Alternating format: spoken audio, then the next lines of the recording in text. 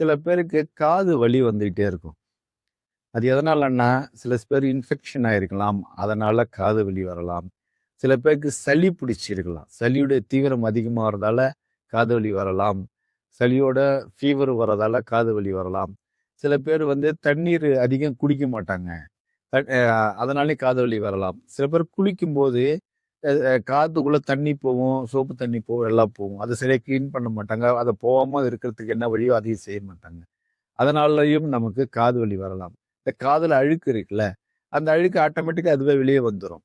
நாம அத ஒரு குச்சிய போட்டு கொடைஞ்சு எடுக்கிறது, அது அப்பம்போது உள்ள டேமேஜ் ஆவுது. அதனால நமக்கு காது வலி வரலாம்னு வச்சுக்கங்களேன்.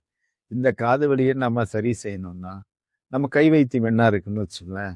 வெதுவெதுப்பான தண்ணீர் ஒத்தரம் காது சுத்தி ஒத்தரம் குடுக்கலாம். வாட்டர் பேக் ஒத்தரம் சொல்றாங்கல்ல, அத குடுக்கலாம். அ பூண்டு இருக்குல்லங்க, பூண்டு எண்ணெய் இருக்குல்ல, பூண்டு எண்ணெய எடுத்து மேலாக்க தடவலாம். அதுவும் இல்லாம அ இந்த மூ மூச்சு வழியாக நமக்கு வந்து உஷ்ணம் வெளியேறும்னு வச்சுக்கங்களேன். அதனால இந்த டைம்ல இந்த காது மூக்க புடிச்சுக்கிட்டு ஒரு இப்படி மூக்க புடிச்சிட்டு மூச்ச உள்ள இழுத்து அப்படியே ஒரு தம் கட்டி அப்படி விடுறதால நம்ம காதுல சில நரம்புகளை நம்ம செயல்படுத்த வைக்கலாம். சில பேருக்கு காது ட்ரையா இருக்கும். அது மாரி டைம்ல ஒரு பட்ஸ்ல தேங்காய் எண்ணெய் எடுத்து லைட்டா ஓரத்துல தடவலாம். உள்ளலாம் விட்டுறக்கூடாது. அப்படியே ஓரத்துல தடவலாம்.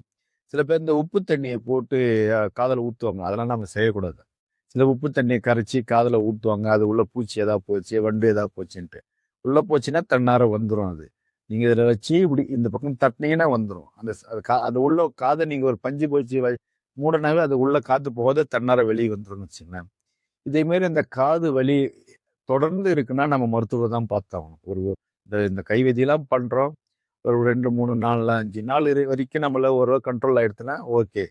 இல்ல இது அதிகமா இருக்குன்னா, நம்ம மருத்துவரை பார்க்க வேண்டும். இதே மாரி டைம்ல காது வலி இருக்கிற டைம்ல இந்த குச்சிய எடுத்து குத்துறது வேல. இந்த குளிர்ச்சியான பொருட்கள் அந்த டைம்ல நம்ம சாப்பிடக்கூடாது. குளிர்ச்சியான பொருட்கள். அ அதாவது டாக்டருடைய பரிந்துரை இல்லாத நாமளே போய் மெடிக்கல்ல மருந்து வாங்குறது, இந்த கதையெல்லாம் இருக்கக்கூடாது. வச்சுக்கங்க.